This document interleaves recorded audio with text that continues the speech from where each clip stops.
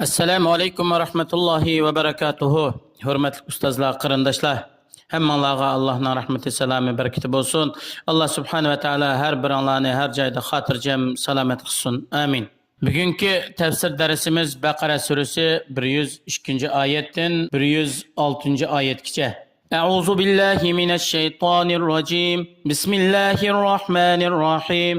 واتبعوا ما تتلو الشياطين على ملك سليمان وما كفر سليمان ولكن الشياطين كفروا يعلمون الناس السحر وما أنزل على الملكين ببابل هاروت وماروت وما يعلمان من أحد حتى يقولا إنما نحن فتنة فلا تكفر فيتعلمون منهما ما يفرقون به بين المرء وزوجه وما هم بضارين به من أحد إلا بإذن الله ويتعلمون ما يضرهم ولا ينفعهم ولقد علموا لمن اشتراه ما له في الآخرة من خلاق ولبئس ما شروا به أنفسهم لو كانوا يعلمون. Yuqorida o'qilgan oyatlarning qisqacha tarjimasi. Yahudilar Allohning dinini tashlab, buning o'rniga Sulaymon alayhisalomningki podshohlik davrida shaytonlarningki Sulaymon o'zining podshohligini sergarlik asosiga qurib chiqdi degan gumoniga almashdi. Amaliyotda Sulaymon alayhisalom sergarlik bilan Allohga kofir bo'lmagan. Yahudilar gumon qilganga o'xshash.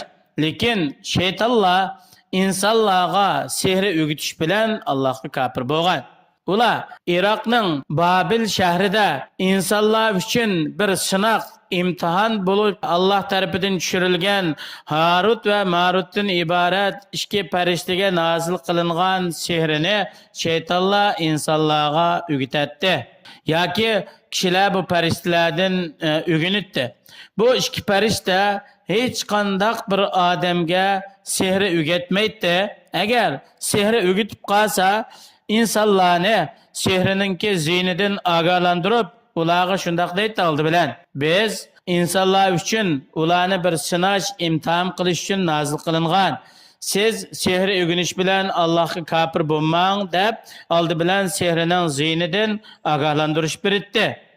Endi bu ikkilarning nasihatini qabul qilmagan kishilar ulardan sehri o'rganitdi. Bu sehrining turlaridan er bilan ayolning orasini ayirib o'tadigan, ularning orasiga o'chmanlik, dushmanlik paydo qiladigan shunday turlari bor edi. Hech qanday bir odam sehri o'rganish orqali Allohning izni va Allohningki xolishsiz boshqalarga ziyon yetkazolmaydi. Ya'ni har qanday ish Allohning izni, Allohning xolishi bilan bo'ladi. Ular o'zlariga foydasi bo'lmaydigan, ziyni bo'ladigan narsalarni o'rganitdi. Haqiqatan Yahudilar Allohning kitobini sehriga almashtirish bilan o'zlari uchun bo'lgan oxiratdagi nasiblarininki yo'q bo'ladiganligini obdan bildi. Ularninki Allohning vahiy qilgan vahiysi shariatiga sehrini almashtirish bilan o'z nafsini setib etgan ishi nima degan yomon ish bo'ldi. Agar ular o'zlariga haqiqiy manfaat bo'lgan ishni bilgan bo'lsa edi, bunda ochiq ozg'unlik bo'lgan nachar qilmishga qadam bosmaydi. ولو أنهم آمنوا واتقوا لمثوبة من عند الله خير لو كانوا يعلمون.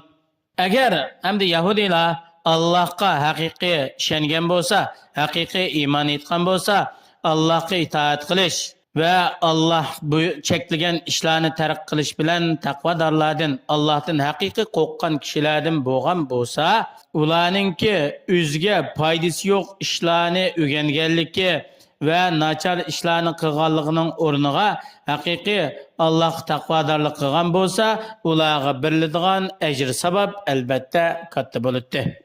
يا أيها الذين آمنوا لا تقولوا رائنا وقولوا انظرنا واسمعوا وللكافرين عذاب أليم ما يود الذين كفروا من أهل الكتاب ولا المشركين أن ينزل عليكم من خير من ربكم والله يختص برحمته من يشاء والله ذو الفضل العظيم. Allah subhanahu ve taala mu'minlarga o'zining payg'ambari bilan so'zlashgan vaqtida, payg'ambarga xitob qilgan vaqtida nihoyatda go'zal, ma'nosi ochiq bo'lgan so'zlarni tanlash to'g'risida ta'lim berib, shunday deydi: "Ey mu'minlar, sizlar payg'ambarga xitob qilgan vaqtida bizning ahvolimizga bir ko'ngil bo'lib qo'ysizlar degan so'zni qilmanglar. Ya'ni ra'ina degan so'zni qilmanglar. Chunki Yahudiylar bu so'zni asli chiqish o'rnidan o'zgartib, buning bilan nachar, ya'ni ra'una, qo'pollik, qattiqlik deydigan boshqa bir ma'noni maqsad qilib Allohning payg'ambariga xitob qiladi. Sizlar bu so'zni ishlatmanglar. Allah subhanahu ve taala Yahudilarga mushundaq yo'chiqning ichilib qolmasligi uchun bu so'zni ishlatishdan chekladi va o'zining bandilarini ra'ina degan so'zning o'rniga unzurna, ya'ni bizga biroz muhlat bersizlar, bizni kutsa, biz sizning degan gaplarni bir tushunib olaylik degan ma'nosida hech qanday cheklimi bo'lmagan bu so'zni qilishga buyurdi. Allah'ның diniga, Allah'ga kafir bo'lgan badbaxtlarga dardlik azob bor.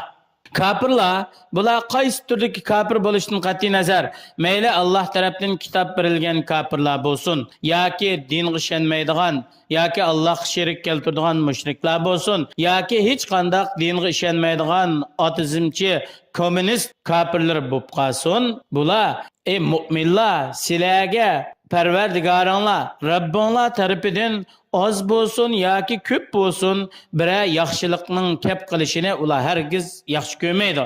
Allah subhanahu va taala payg'ambarlik, vahiy avatish, iymondan iborat o'zining fazli rahmatini o'zining bandalaridan xohlagan kishiga xos qiladi. Allah nihoyatda katta fazilat egasidir. İnsan Allohdan boshqa hech qanday bir maxluqdan haqiqiy bir yaxshilikqa erisholmaydi. Allah'ның insonlarga ato qilgan fazl rahmatining jumlasidan ularga payg'ambar avatish, elchi avatish va kitob nozil qilishdan iboratdir. Yuqorqi oyatdan ilinadigan foydalar Yahudilarningki adabsizligi, ya'ni payg'ambarlar bilan bo'lgan ular to'g'rida so'z qilganda adabsizlikninki jumlasidan Süleyman aleyhisselamni sehrgarlik qilgan, Süleyman aleyhisselam sehrgar deb sehrini nisbat berishi. Allah subhanahu va taala kafirlarning gumonini yolg'onga chiqarib, Süleyman aleyhisselamni sehrgar emas deb Allah uni isbotladi. Haqiqatan sehrining bir haqiqati bo'ladi, insonning aqliga va badaniga ta'siri bo'ladi.